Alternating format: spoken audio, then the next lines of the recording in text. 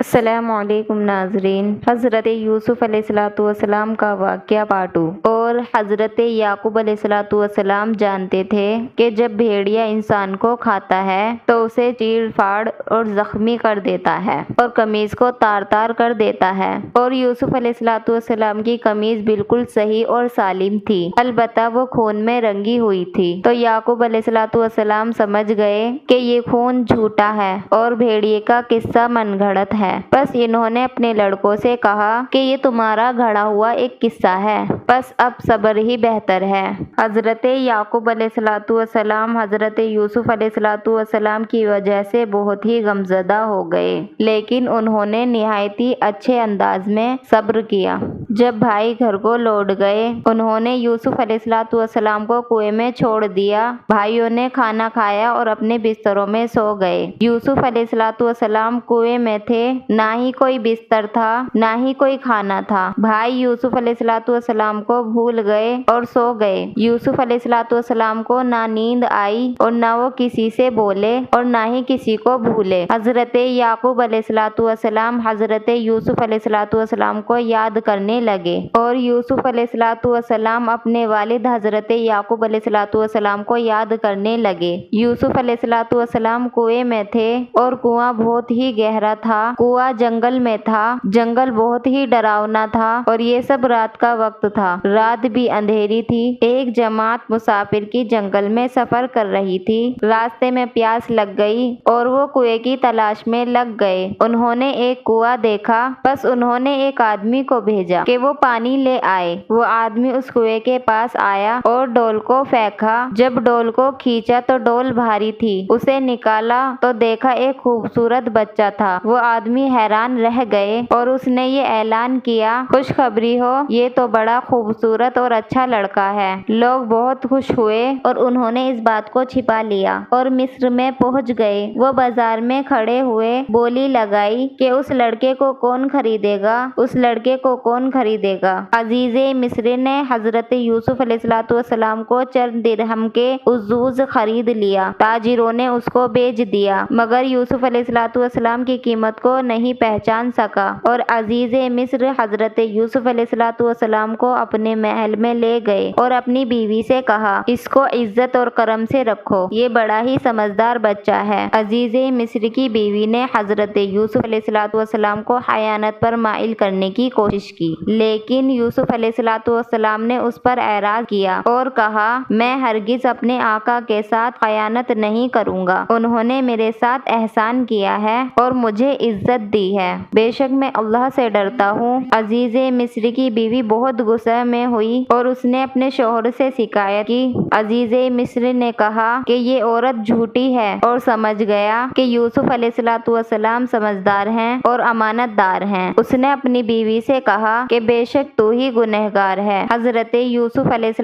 السلام اپنے حسن اور خوبصورت کی وجہ سے مصر میں مشہور ہو گئے۔ جب بھی اس کو کوئی دیکھتا تو بے شک کہہ اٹھتا، یہ تو انسان نہیں بلکہ یہ تو کوئی بڑے ہی معجزہ فرشتہ ہے۔ اس عورت کی ناراضگی شدید بڑھ گئی اور وہ یوسف علیہ السلام سے کہنے لگی، بس اب تو تم جیل ہی جاؤ گے۔ یوسف علیہ السلام نے کہا، جیل میرے لیے زیادہ اچھی ہے۔ چند دنوں کے بعد عزیز مصر کی رائے ہو گئی اور یوسف علیہ السلام کو جیل بھیج دیا گیا، حالانکہ وہ جانتا تھا کہ یوسف علیہ السلام بے قصور ہیں، اور یوسف علیہ السلام جیل میں چلے گئے۔ حضرت یوسف علیہ السلام جیل میں داخل ہو گئے اور تمام جیل والوں نے یہ بات جان لی کہ حضرت یوسف علیہ السلام بڑے ہی شریف نوجوان ہیں، اور حضرت یوسف علیہ السلام کے پاس بہت بڑا علم ہے اور ان کے سینے میں نرم دل ہے۔ جیل والے حضرت یوسف علیہ السلام سے محبت کرنے لگے اور ان کا اعراض کرم کرنے لگے، اور لوگ حضرت یوسف علیہ السلام سے بہت خوش ہو گئے، اور انہوں نے حضرت یوسف علیہ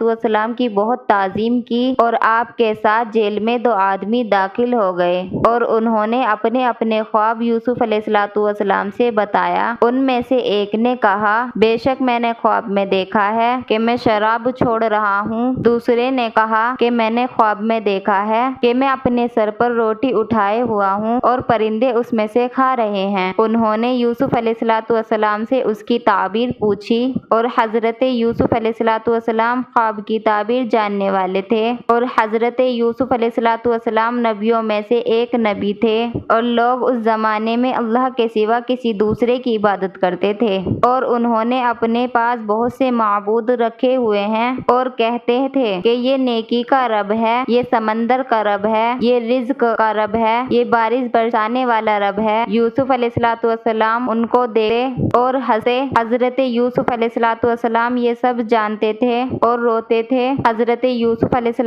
السلام جانتے تھے کہ ان کو اللہ کی طرف بلائیں اور اللہ نے چاہا تو یہ سب کچھ جیل میں ہوگا۔ کیا جیل والے وعظ نصیحت کے مستحق نہیں ہیں؟ کیا جیل والے رحمت کے اہل نہیں ہیں؟ کیا جیل والے اللہ کے بندے نہیں ہیں؟ حضرت یوسف علیہ السلام جیل میں تھے اور بلا شبہ انبیاء کریم ہر جگہ حق کی آواز بلند کرتے تھے اور بے شک انبیاء کریم ہر زمانے میں خیر اور بھلائی سخاوت والے معاملہ کرتے ہیں۔ حضرت یوسف علیہ السلام نے اپنے دل میں کہا ضرور ان دونوں کو میری طرف لے آئیں گے اور بلا شبہ ضرورت مند شخص نرم خوار جھکا ہوا ہوتا ہے اور ضرورت مند بلا شبہ اطلاع کرنے والا اور بات کو سننے والا ہوتا ہے۔ اگر میں ان دونوں سے کچھ بات کروں گا تو وہ میری بات ضرور سنیں گے اور جیل والے بھی سنیں گے۔ لیکن جواب دینے میں حضرت یوسف علیہ السلام نے جلدی نہیں کی اور ان دونوں سے کہا تمہارا کھانا آنے سے پہلے میں تم کو تمہارے خواب کی تعبیر بتا دوں گا، اور وہ دونوں اطمینان سے بیٹھ گئے۔ حضرت یوسف علیہ السلام نے ان دونوں سے کہا مجھے خوابوں کی تعبیر کا علم حاصل ہے اور یہ علم مجھے میرے رب نے سکھایا ہے۔ بس وہ مطمئن اور مشہور ہو گئے۔ حضرت یوسف علیہ السلام نے موقع کو غنیمت سمجھا اور اپنی نصیحت شروع کر دی۔ حضرت یوسف علیہ السلام نے فرمایا یہ علم خوابوں کی تعبیر والا مجھے میرے رب نے عطا کیا ہے، لیکن یہ علم اللہ تبارک و تعالی ہر کسی کو مرحمت نہیں کرتا۔ بے شک یہ علم اللہ تبارک و تعالی کسی مشرکین کو نہیں دیتا۔ اور کیا تم اس بات سے باخبر ہو کہ میرے اللہ نے مجھے یہ علم کیوں دیا ہے؟ اس لیے کہ در حقیقت میں نے شرک کا راستہ چھوڑ دیا ہے۔ میں نے اپنے باپ اور دادا حضرت ابراہیم علیہ السلام اور دادا حضرت اسحاق علیہ السلام اور والد حضرت یعقوب علیہ السلام کے دین کی اطلاع کی ہے، اور یہ ہمارے لائق نہیں ہے کہ ہم اللہ تبارک و تعالیٰ کے ساتھ کسی کو شریک ٹھہرائیں۔ حضرت یوسف علیہ السلام نے فرمایا توحید صرف ہمارے لیے ہی نہیں ہے بلکہ تمام لوگوں کے لیے ہے، اور اللہ تبارک و تعالیٰ فضل اور مہربان ہے ہم پر بھی اور دوسرے لوگوں پر بھی، لیکن اکثر لوگ شکر ادا نہیں کرتے اور نافرمانی کر دیتے ہیں۔